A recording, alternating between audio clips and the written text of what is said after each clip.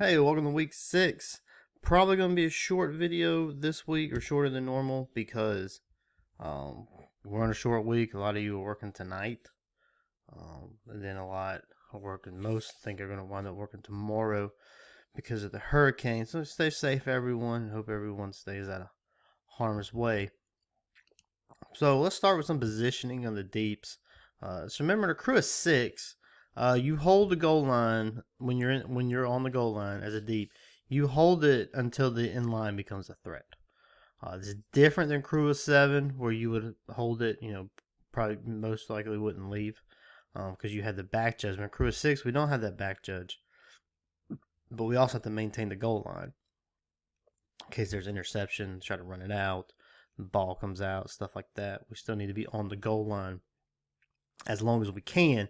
When the inline becomes a threat, that is when we would move off. So here, see, this is a situation where the inline is not a threat. You know the inline is not going to be a threat because the receiver's just sitting there waiting. The best positioning right here is to stay on the goal line, extended. You still probably be about right here. And then you just stationary, because it's a lot like, especially as deep's a lot we're used to making calls with our eyes moving. And that's fine. That's how the position works for us. We're backpedaling and we're making these downfield calls. But if we can at all possible, we need to be stationary. You just see things better. And the inline and goal line, when you're on the goal line and on the inline, when you get down there, is the best place, the best opportunity to be stationary when you're making a call. And that's what you would want to do here. Stay goal line extended, probably about right here. And then you're just stationary, and you can just turn with the play. You don't have to move your feet. Just turn with the play, and you're in a better position to make this call. Because this is a close one. It looks like he's probably in. It's hard to tell, And of course, you need to make sure he maintains that possession throughout. All right, so it's just, I'm not going to say whether he's right or wrong because I don't know. It's hard to tell. But I think we could be in better positioning and stationary above all things. Same situation here. Not as close of a play, but it's still, we will want to stay on the goal line. Because at this point, the inline is not really a threat. And that's the hardest part about running deep in a crew of 6 when you're on the goal line, is determining when the inline is a threat. And a lot of times, if they're moving downfield like this, especially, it's hard to make that determination. As you can see, the inline is not a threat, and we can see if he maintains possession throughout the catch from staying on the goal line. So again, we want to be stationary. And a play like this, I don't mind it if you come off a little bit, if you come a yard or two down, because it's like I said, it's hard to judge if his inlines are threatened.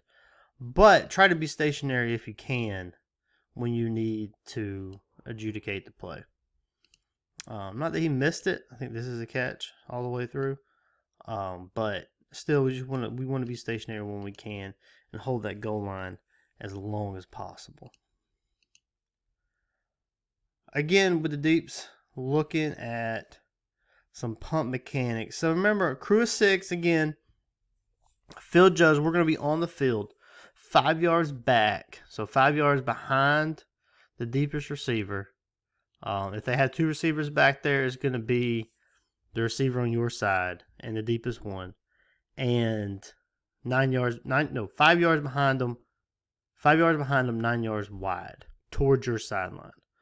All right, and this is different because I think a lot of times we get it confused, especially with the crew of 7 coming out. I think we get confused in that we try to run the field judge position of crew of 6 like a back judge in crew of 7, and it's not, because the field judge is still responsible for this sideline over here.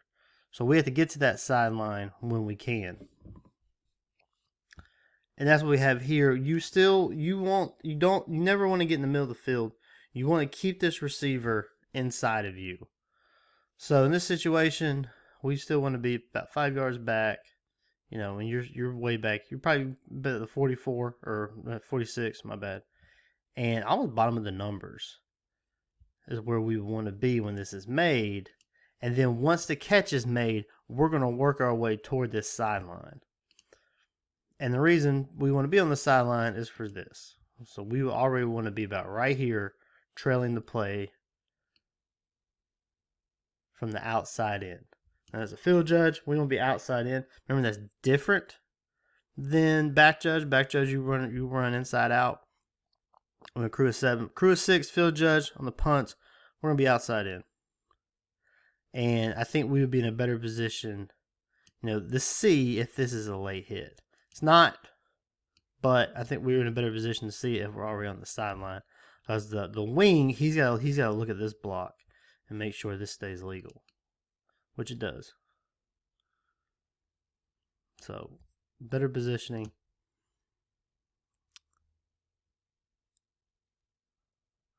Same thing here.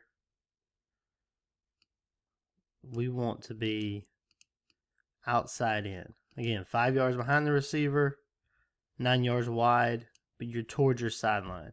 And when the kick is made, we're working our way toward the sideline. Again, for situations just like this, ball's going to roll out of bounds. That one's easy, but it could be a harder situation. We don't really know where the ball goes out of bounds at.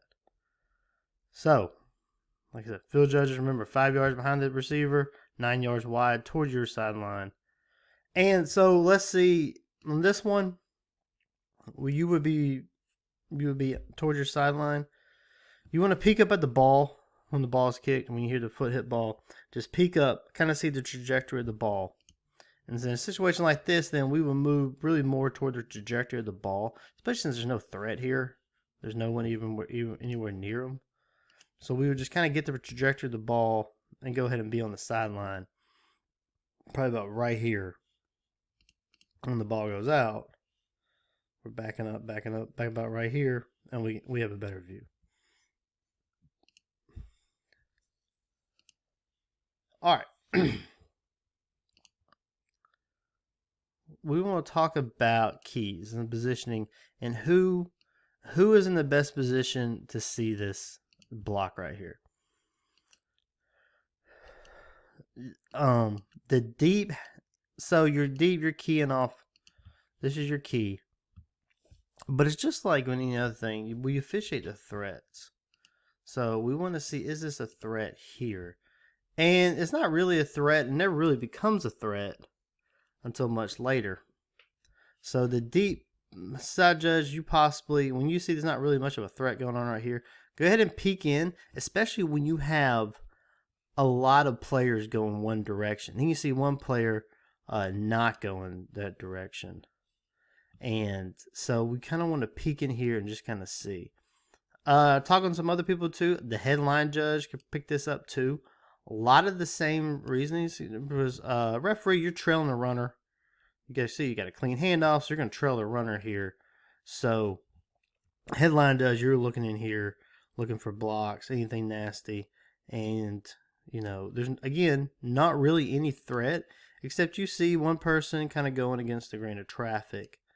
So we will want to put eyes on that and just want to make sure we see that block so we can adjudicate it properly. So again, just go back to threats. Key your threats.